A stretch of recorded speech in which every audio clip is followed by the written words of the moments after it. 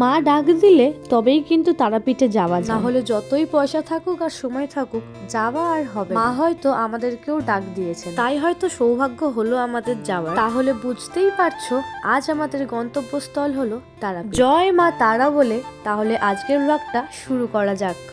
আজকে ব্লগটা আমাদের শুরু হচ্ছে ডানকুনি থেকে। আমাদের বাড়ি অর্থাৎ বারাসাত থেকে শিয়ালদা বা হাওড়া না গিয়ে আমরা ডানকুনি কেন আসি? কারণ আজকে যে ট্রেনটিতে আমরা তারাপীঠে যাব সেটি ভোর 5:05 ডানকুনি স্টেশন থেকে ছাড়বে। আরে বাবা, সেই তো প্রথম তোমাকে যেরকম দেখেছিলাম বিয়েতে সেরকম লাগছে। হ্যাঁ, ডানকুনিতে যেহেতু আমার ননদের বাড়ি, তাই আমরা সবাই মিলে ডিসিশন নিয়েছিলাম যে ডানকুনি থেকেই তাহলে ট্রেনটা ধরা যায়। আমি কাল যেহেতু অনেকটা ভোরের ট্রেন, তাই আমরা আজকেই চলে আসলাম ওর বাড়ি। এখন তাহলে সকলে মিলে একটু আড্ডা দিই, দেখা হচ্ছে তোমাদের সাথে সেই ভোরবেলায়।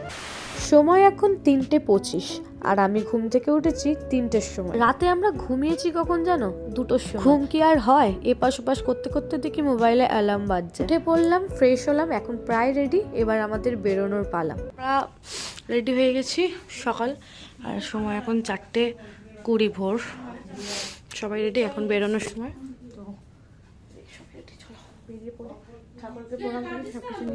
আমরা পৌঁছে গেলাম ডানকুনি স্টেশনে, আর সময় এখন 4:35। হাতে হিউজ টাইম। ডানকুনিতে অমৃত ভারত এক্সপ্রেসের টাইম হলো 5:05, কিন্তু অ্যাপ চেক করে দেখলাম 10 মিনিট ট্রেনটি লেটে চলছে। এখানে ঢুকবে 5:15। ব্যাগপত্র বাচ্চা কাচ্চা নিয়ে আসলে একটু হাতে সময় নিয়ে বেরোনোই ভালো। আমাদের ট্রেন এই মুহূর্তে ফাইনালি ট্রেন ঢুকছে, আর সময় এখন 5:18। আর এই ট্রেনটি কিন্তু প্রত্যেক বৃহস্পতিবার ডানকুনি থেকেই থাকে, আসে বোধহয় ব্যাঙ্গালোর থেকে। আর শেষ গন্তব্যস্থল হলো এটির মালদা। অনেকগুলি হল থাকে, তার মধ্যে একটি হলো রামপুরহাট। এটির টিকিট নিয়েছে স্লিপার কোচে 190 করে পার হেড। উঠে গেছে অন্য বাকিতে, উঠতে বল। ও তো আসছে। এই ট্রেনটির রামপুরহাট পৌঁছানোর সময় হচ্ছে সকাল 8টা, কিন্তু শুনছি বর্ধমান লাইনে কোনো কাজ হওয়ার কারণে প্রত্যেকটা ট্রেনই 1-1.5 ঘন্টা লেটে চলছে। ওর কানেরটা খুলে দাও তো এবারে। আমরা ট্রেনে উঠে গেলাম, আর ট্রেনে অনেকক্ষণ ছেড়ে দিয়েছে। এখন স্লিপার যেহেতু কোচ, ও বাচ্চাগুলোকে নিয়ে একটু সমস্যার কারণ মিঠাই আর ননি দুজনেই অনেকটা ছোট। আবার ট্রেনের মধ্যে এরকম ছোট্ট স্লিপার কোচে ওদের শুতেও একটু অসুবিধা হচ্ছে, সেই কারণে ওদেরকে কোলে নিয়ে ঘুম পাড়িয়ে তারপর ওখানে শোয়াতে হবে। আমার নাম সোনা চোখা। আমি এখানে বসে আছি। আমি 3 তলায় উঠতে ভয় পাই। আমি একদম উপরে উঠছি। আমি ওখানে ভয় লাগে।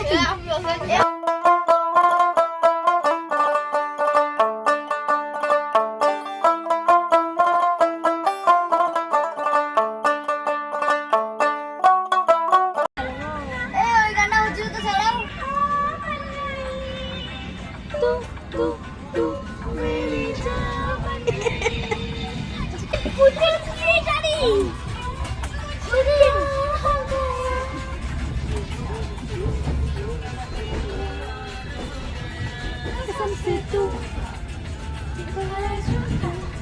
ফ্যামিলির সাথে কিন্তু ঘুরতে যাওয়ার একটা আনন্দই আলাদা। সেই আনন্দটা হয়তো আমার থেকেও বেশি তোমরা ননির মধ্যে দেখতে পারবে। লাল চা, লাল চা, লাল চা দেব, লাল চা, লাল চা, লাল চা। চলো ঘুরতে তো না।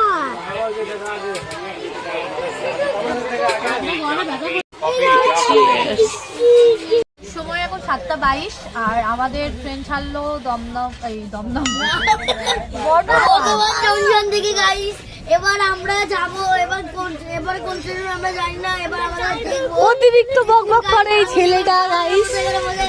বর্ধমান থেকে আমাদের ট্রেন 7:22 ছাড়লো। এরা হলো অতিরিক্ত বকবক করা বাচ্চা।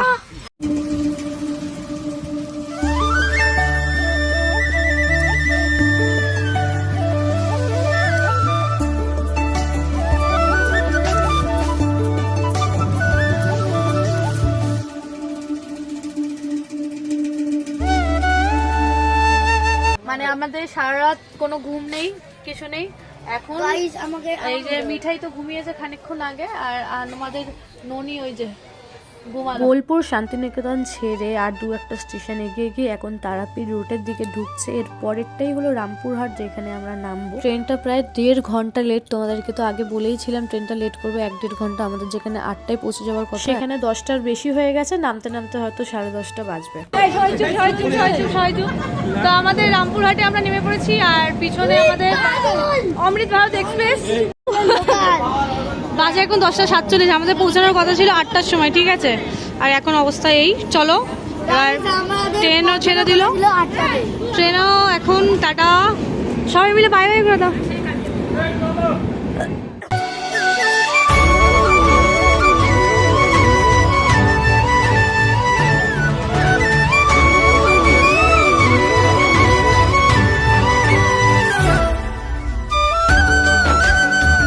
রামপুরহাট স্টেশনের বাইরেই পাওয়া যায় এরকম গাড়ি, যেগুলো মন্দিরে যাবে অথবা তোমরা হোটেলে যেতে চাইলে হোটেলে যাবে। আমরা এখন যেই হোটেলে আমাদের বুক করা রয়েছে SD ভবন, যেটা মুন্ডমালিনী ঘাটের সামনে, সেই হোটেলে যাচ্ছি।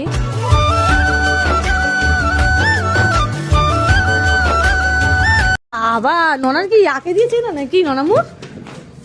চলো আমরা আমাদের হোটেলে এসে গেছি, এখন রুমে যাই। তো আমাদের এই রুমটাতে থাকছি আমরা।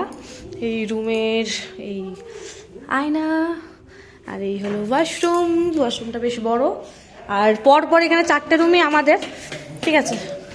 এই রুমটা হলো বাবার,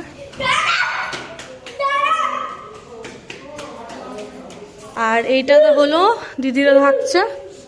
so nice room, so nice. আর ওইটাতে থাকছে সোমা চক্রবর্তী, এটাতে থাকছে সোমা চক্রবর্তী।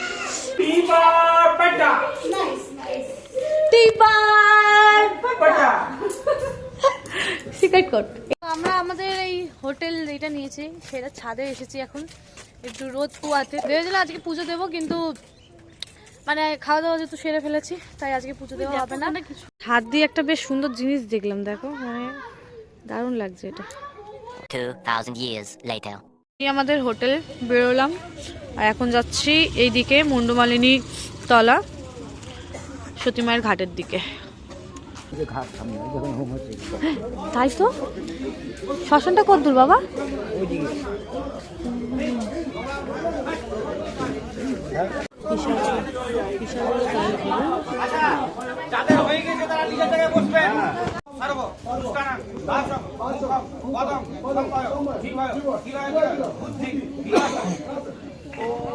ওই সামনে টোটো স্ট্যান্ডের পাশে, আর এখানেই যজ্ঞ হচ্ছে। এই যে সতী মায়ের ঘাট, এখানে তারা মা নিজের মুন্ডমালা খুলে রেখে স্নান করতেন, বুঝলে?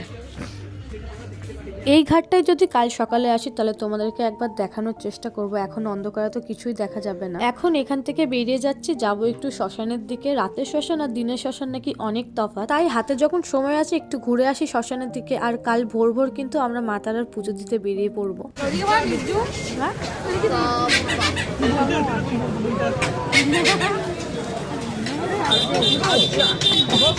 একটা টোটোতে কতজন মিলে আমরা বসেছি, ঠিকই হয়ে গেছে, ঠিক হয়ে গেছে।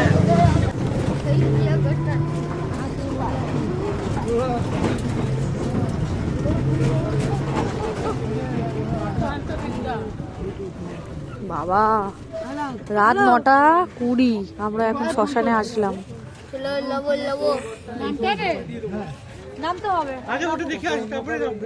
এই হলো তারাপীঠ মহাশ্মশান।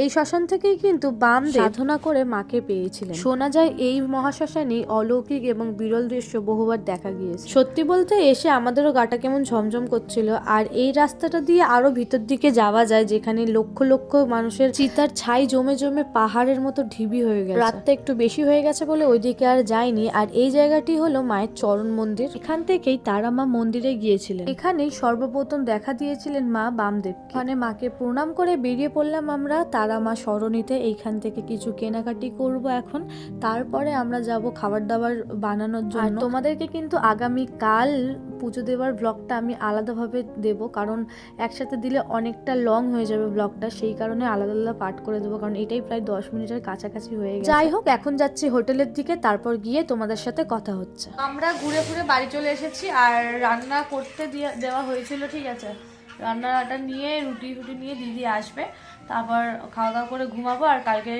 সকাল সকাল উঠে আমরা যাব তারাপীঠে, সেটা তোমরা নেক্সট ব্লগে দেখতে পারবে। আজকে তারাপীঠ মানে ট্রাভেল ব্লগটা এখানেই শেষ করছি, দেখা হবে আবারও নতুন ব্লগের সাথে। ততক্ষণ সবাই ভালো থেকো, সুস্থ থেকো, বাই।